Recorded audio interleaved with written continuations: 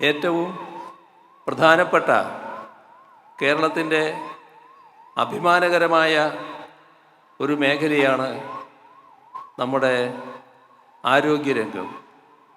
ആരോഗ്യരംഗത്ത് വലിയ പുരോഗതി കേരളം നേടിയതാണ്.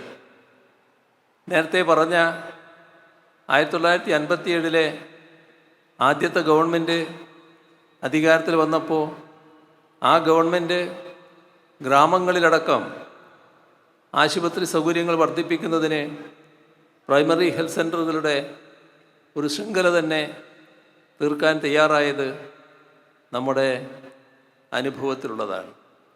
ആരോഗ്യരംഗം നല്ല രീതിയിൽ മെച്ചപ്പെട്ടു വന്നു. പക്ഷേ 2016 ദയനീയമായ ചിത്രമാണ് നമ്മുടെ മുന്നിൽ ഉയർന്നത്. ആരോഗ്യരംഗത്ത് ഇല്ല എന്ന പല്ലവിയാണ് നമ്മൾ കേട്ടുകൊണ്ടിരുന്നത്.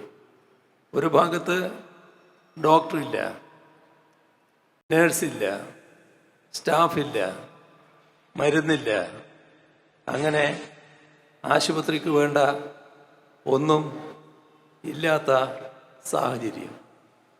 ഈ സാഹചര്യത്തിലാണ് LDF അധികാരത്തിൽ വരുന്നത്. അധികാരത്തിലേറിയ LDF സർക്കാർ ആ രംഗം മെച്ചപ്പെടുത്തുന്നതിനായി ആർദ്രം മിഷൻ എന്നൊരു പരിപാടി അംഗീകരിച്ചു. ആ ആർദ്രം മിഷനിലൂടെ കേരളത്തിലെ പ്രൈമറി ഹെൽത്ത് സെൻ്ററുകൾ കുടുംബാരോഗ്യ കേന്ദ്രങ്ങളാക്കി മാറ്റുന്നു. താലൂക്ക് ആശുപത്രി മുതൽ മെഡിക്കൽ കോളേജ് ആശുപത്രി വരെ സൂപ്പർ സ്പെഷ്യാലിറ്റി സൗകര്യങ്ങൾ ഒരുക്കുന്നു. മെഡിക്കൽ കോളേജ് ആശുപത്രികൾക്ക് പ്രത്യേക മാസ്റ്റർ പ്ലാൻ തയ്യാറാക്കുന്നു. ഇതെല്ലാം ജനങ്ങൾക്ക് കൃത്യമായി ചികിത്സ ലഭ്യമാക്കുന്നതിനുള്ള സംവിധാനങ്ങളായിരുന്നു. യഥാർത്ഥത്തിൽ അതിൻ്റെ ഫലം നാം കണ്ടത് കോവിഡിൻ്റെ ആക്രമണഘട്ടത്തിലാണ്. ലോകത്തെയാകെ വിറങ്ങലിപ്പിച്ച കോവിഡ്. ആ കോവിഡിന് മുന്നിൽ ലോകത്തിലെ വലിയ സമ്പൽ സമൃദ്ധ രാഷ്ട്രങ്ങൾ പോലും മുട്ടുകുത്തി വീഴുന്നത് നമ്മൾ കണ്ടു. എന്നാൽ കേരളം കോവിഡിന് മുന്നിൽ മുട്ടുകുത്തി വീഴേണ്ടി വന്നില്ല. കോവിഡിൻ്റെ ഏറ്റവും മൂർധന്യ ദശയിലും നമ്മുടെ നാട്ടിൽ ആവശ്യത്തിന് ബെഡുകൾ ഒഴിവുണ്ടായിരുന്നു, ഹോസ്പിറ്റൽ ബെഡുകൾ.